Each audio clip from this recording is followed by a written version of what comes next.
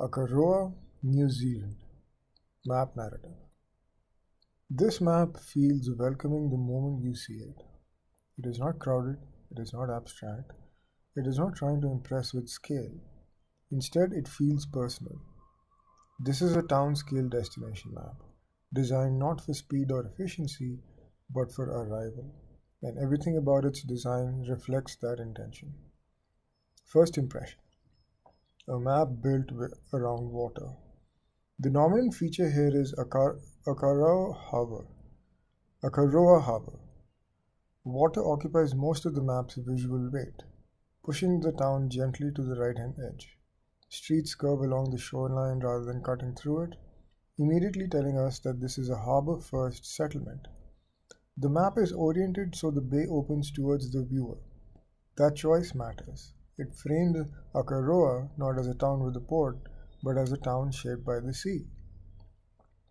Scale that encourages walking. Look at the scale bar in the corner. A quarter mile, a quarter kilometer, that tells us everything. This is a walking map. Distances here are short, intentional, and human. The cartographer assumes the user will move slowly, stop often, and explore, and the cartographer being maps and locations. Nothing on this map is far away, and that sense of closeness is one of its most important messages. If you're not able to see the map, I will actually move the map downwards in the future seconds, so you will be able to see it. The complete map, I mean. Streets that follow the landscape. Notice the street layout. There is no grid. Roads curve gently, following the contours of the hills and the harbor's edges. Streets like Rue Jolie, Rue Lavau, and Rue Bulgueri traced historical paths rather than modern planning logic. This tells us something about Akaroa's origins. This is a town that grew organically, responding to terrain and coastline, not imposed geometry. The map preserves that character by letting the curves remain visible and dominant. Place names as cultural markers. The naming on this map is doing quite cultural work. French street names appear repeatedly: French Bay, Rue Jolie, Rue Lavaux, French settlers' landing place. This reflects Akaroa's unique history as a French settlement within New Zealand. The map does not explain this history, but it signals it constantly through typography. Good maps often teach without explaining. This one does exactly that. Landmarks over buildings. You will notice that individual buildings are not drawn. Instead, the map highlights landmarks: Akaroa Museum, Akaroa Visitor Center, Custom House, St. Peter's Anglican Church, War Memorial, Gaiety Hall, Lighthouse, Garden of Tain. These are not navigation necessities, they are experience markers. This tells us the map's purpose.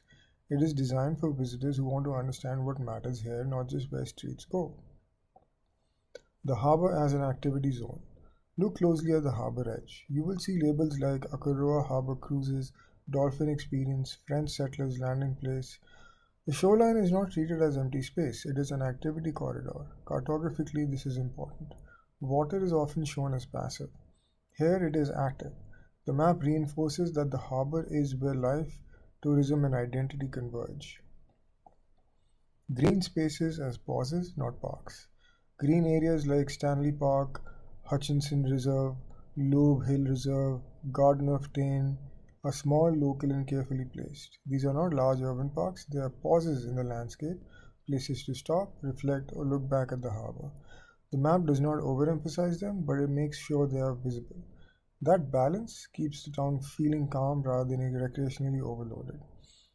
Also, if you want a custom map developed just like this for your business or personal needs, reach out to mapsandlocations.com. Typography that feels gentle. The font choices are light, clean, and consistent. Nothing is bold for the sake of authority. Labels float softly over the background. This reinforces the town's character. Akaroa is not a place of urgency, it is a place of ease. Even directional text like to Christchurch or to Onoku Farm Hostel feels advisory, not instructional. The map guides without commanding.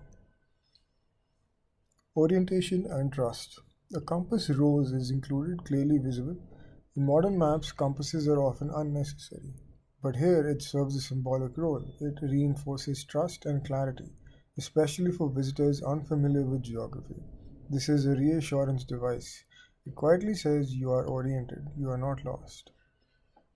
What this map leaves out: there are no traffic rules, zoning boundaries, elevation contours, commercial branding, and parcel lines. All of that would distract from the map's purpose. This map answers one simple question: what should I notice while I am here? Anything that does not serve that question is removed.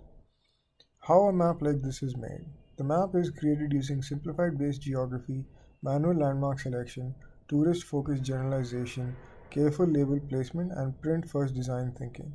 Accuracy matters, but clarity and tone matter more. This is not a GIS output. This is editorial cartography shaped by human judgment. What this map is really communicating.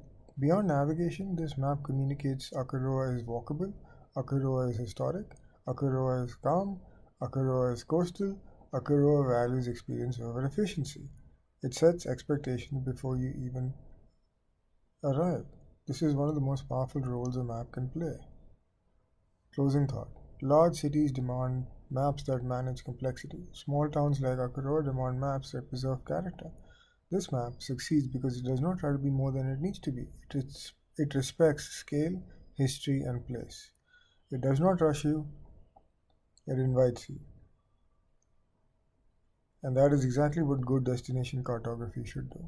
Also, again, if you are looking for a custom map to be developed for your business or personal needs, reach out to mapsandlocations.com and we will help you craft the perfect map for your personal and business needs.